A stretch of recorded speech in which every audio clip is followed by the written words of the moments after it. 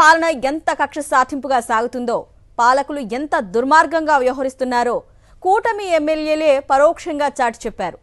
తమ అవినీతికి, కబ్జాలకు, అక్రమ దందాలకు అడ్డుకట్ట వేస్తున్నారని ఏకంగా ప్రభుత్వ అధికారులనే టార్గెట్ చేశారు ఉత్తరాంధ్రలో 3 టీడీపీ ఎమ్మెల్యేలు.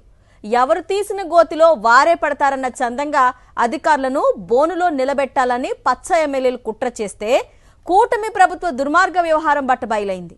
కూటమి అధికారంలోకి వచ్చిన తర్వాత ఒక సామాజిక వర్గానికి చెందిన ప్రభుత్వ అధికారులను వెంటాడి, వేటాడి, వేధించి కక్ష సాధించిన వైనం బయటకొచ్చింది.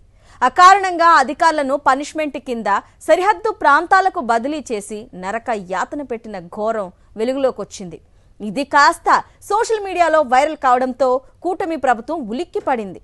ప్రభుత్వం అడ్డంగా దొరికిపోవడంతో ముఖ్యమంత్రి చంద్రబాబు నాయుడు తమ ఎమ్మెల్యేలపై చిర్రుబుర్రులాడుతున్నారట.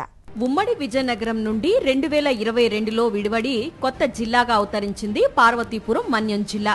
కూటమి అధికారంలోకి వచ్చాక ఈ వెనుకబడిన జిల్లాలోని విలువైన భూములపై టీడీపీ ఎమ్మెల్యేల కన్ను పడింది.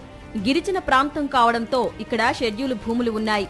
అదేవిధంగా ఈనాం భూములు, దేవాదాయ భూములతో పాటు ఇతరత్రా ప్రభుత్వ భూములు చాలానే ఉన్నాయి. కొంతకాలంగా వీటి విలువ పెరుగుతూ వస్తోంది. దీంతో ఈ భూములను దురాక్రమించడానికి పాలకపక్ష ఎమ్మెల్యేలు ప్రయత్నిస్తోంటే ఈ అక్రమాలకు జిల్లా కలెక్టర్ ఎన్ ప్రభాకర్ రెడ్డి అడ్డుపడుతున్నారట. దీంతో రెవెన్యూ విభాగంలోని అవుట్సోర్సింగ్ సిబ్బందిని ఉద్యోగాల్లోంచి తొలగించాలని ఈ ఎమ్మెల్యేలు పట్టుబట్టారట.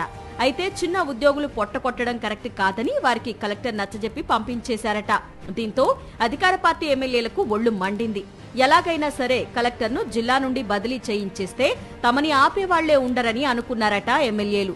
సాలూరు ఎమ్మెల్యే మంత్రి గుమ్మడి సంధ్యారాణి, పార్వతీపురం ఎమ్మెల్యే బోనెల విజయ్ చంద్ర, కురుపాం ఎమ్మెల్యే తోయక జగదీశ్వరి కలిసి కలెక్టర్ ప్రభాకర్ రెడ్డి పనితీరు ఏమాత్రం బాగోలేదంటూ ముఖ్యమంత్రి చంద్రబాబు నాయుడికే ఫిర్యాదు చేశారని సమాచారం. అయితే ఎంతకాలం చూసినా కలెక్టర్పై ఎలాంటి చర్యలు లేకపోవడంతో ఈ 3 ఎమ్మెల్యేలు కలిసి హైదరాబాద్లోని తమ టీడీపీ పేమెంట్ బ్యాచ్ చేత సోషల్ మీడియాలో కలెక్టర్కు వ్యతిరేకంగా పోస్టులు పెట్టించారట. అలా వచ్చిన కథనాల్లో పార్వతీపురం మన్యం జిల్లా అంతటా కూడా గత వైఎస్ఆర్ కాంగ్రెస్ పార్టీ అధినేత, మాజీ ముఖ్యమంత్రి జగన్మోహన్ రెడ్డి సామాజిక వర్గానికి చెందిన ఉన్నతాధికారులు ఎక్కువగా ఉన్నారని ఆ కథనాల్లో పేర్కొన్నారు. కలెక్టర్ను టార్గెట్ చేస్తూ సోషల్ మీడియాలో పెట్టిన పోస్టులు ఇప్పుడు అధికార టీడీపీ మెడకు చుట్టుకున్నాయి. పార్వతీపురం మన్యం జిల్లాలోని ప్రధాన అధికారులంతా ఒకే సామాజిక వర్గానికి చెందిన వారని ప్రచారం చేసే క్రమంలో అసలు రహస్యం బహిర్గతమైంది.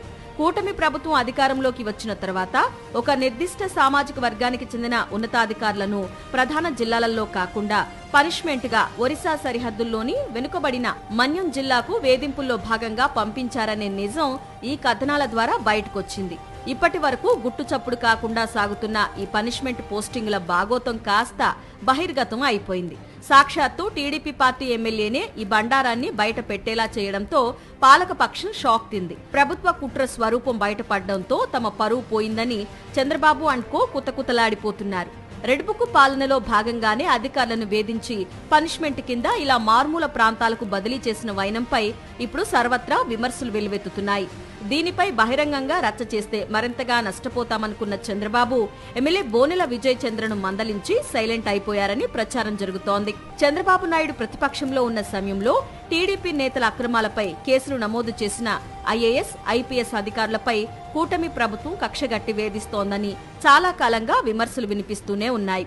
ఇప్పుడు పార్వతీపురం మన్యం జిల్లా టీడీపీ ఎమ్మెల్యేల పుణ్యమా అని ఈ కుట్ర వెలుగులోకొచ్చింది. చిన్న ఉద్యోగుల పొట్ట కొట్టకండని అడ్డుకున్నందుకు ఐఏఎస్ అధికారిని వేధించాలని చూసిన ఎమ్మెల్యేల వ్యవహారం రాష్ట్ర వ్యాప్తంగా ప్రకంపనలు పుట్టిస్తోంది.